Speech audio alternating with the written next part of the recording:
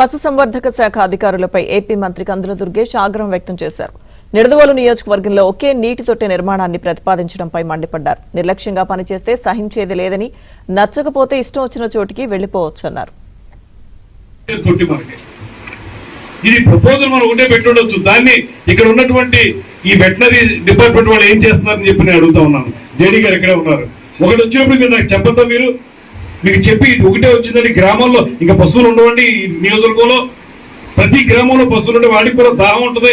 చెప్పాలి కదా. ఇక్కడ డాక్టర్లు ఏం చేస్తున్నారు? వెటనరీ డాక్టర్లు.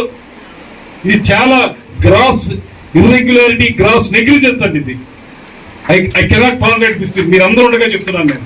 I cannot tolerate this one.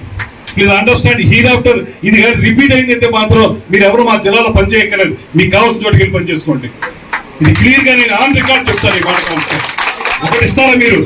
నేను జిల్లా మంత్రికి మీరు ఇన్ఫార్మ్ చేసి ఒకటి ఉందండి, ఇంకా ధర్మ గ్రామాల్లో కావాలా వద్దని అడగద్దా? It's very bad.